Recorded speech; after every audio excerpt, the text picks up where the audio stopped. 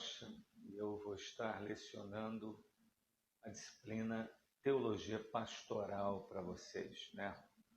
E eu quero começar por aquilo que eu acredito que é o fundamento de toda a disciplina bíblica, e nós devemos compreender, e nunca é demais lembrar, né?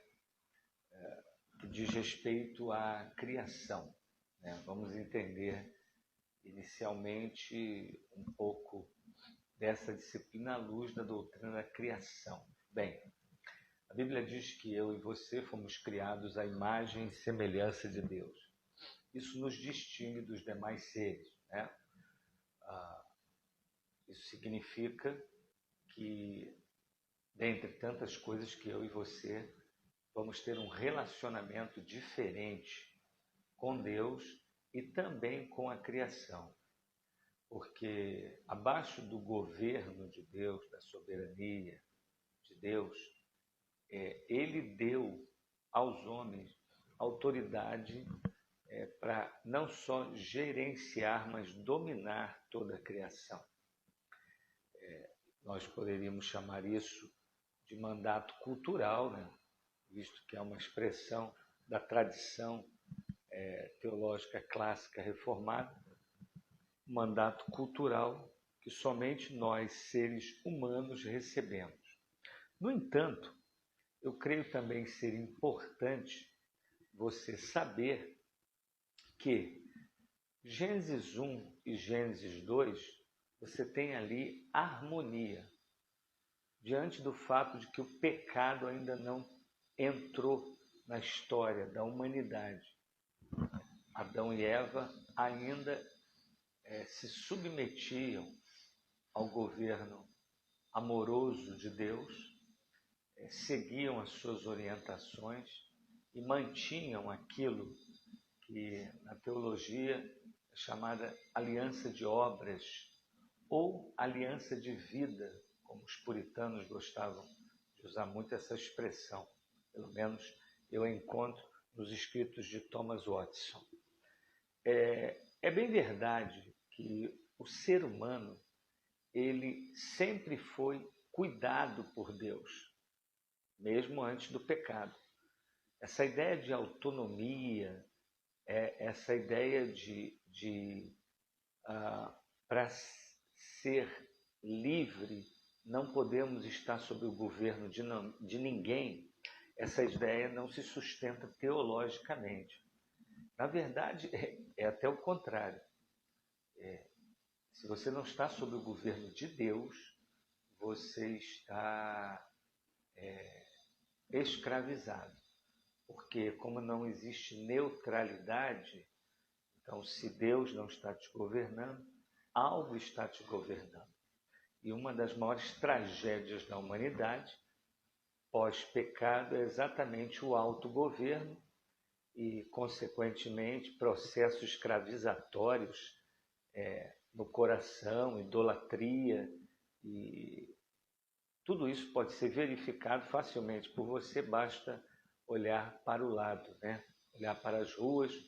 Se não quiser sair de casa, basta ligar a televisão, principalmente em horários de repórteres sensacionalistas, mas, querendo ou não, mostram a realidade nua e crua. A verdade é que eu e você precisamos desse cuidado de Deus, dessa orientação de Deus.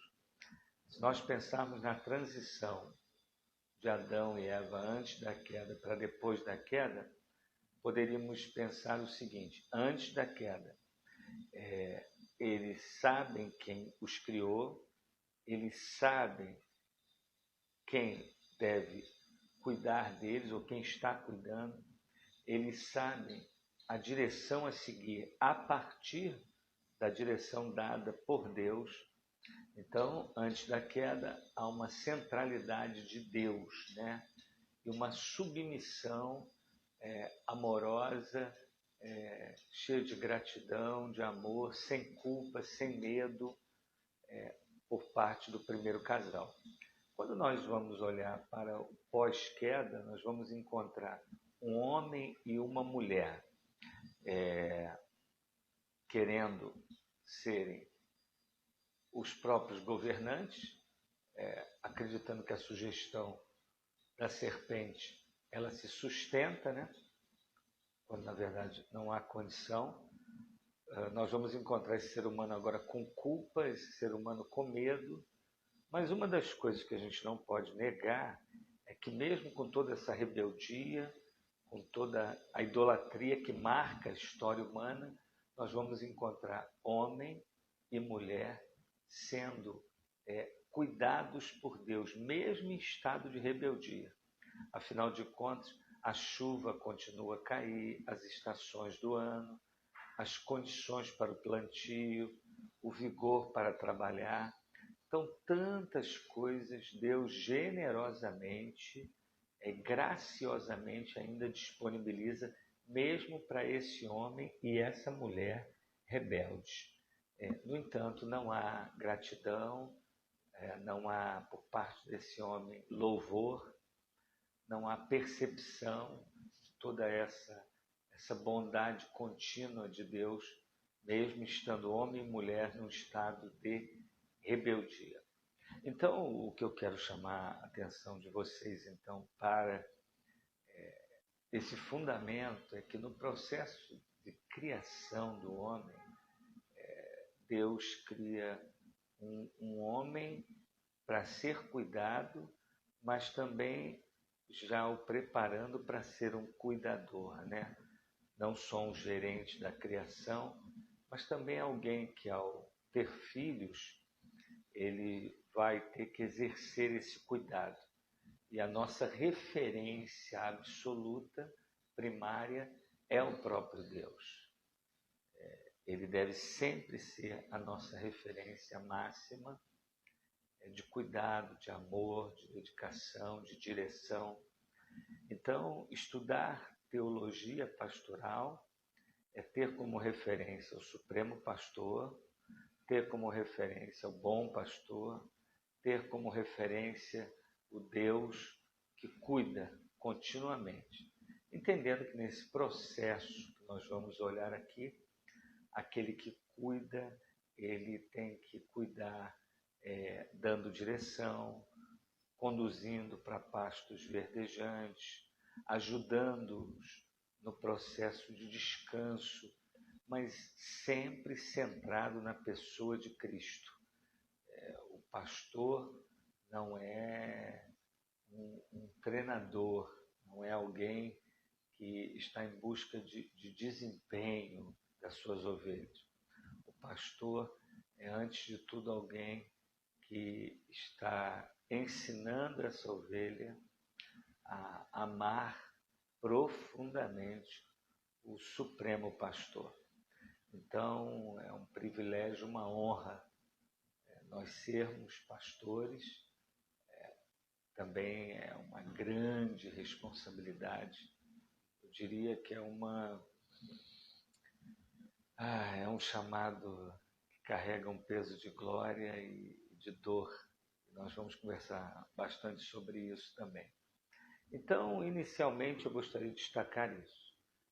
Criados para a glória de Deus, criados para serem cuidados e criados também para cuidar. E dentro desse processo de cuidar, Deus aprove a ele colocar pastores. Então, entender essa dinâmica no Antigo Testamento, no Novo Testamento, fazer as suas aplicações para os dias atuais, eu creio que é tarefa, uma tarefa humana, mas com auxílio divino e ao que nós vamos discorrer nessa disciplina. Espero que Deus te abençoe muito, que você possa ser edificado por essa matéria e que o seu coração seja fortalecido, principalmente você que tem um chamado para o episcopado, né, para ser pastor. Deus te guarde, te abençoe e eu espero que você estude com afinco. Deus abençoe.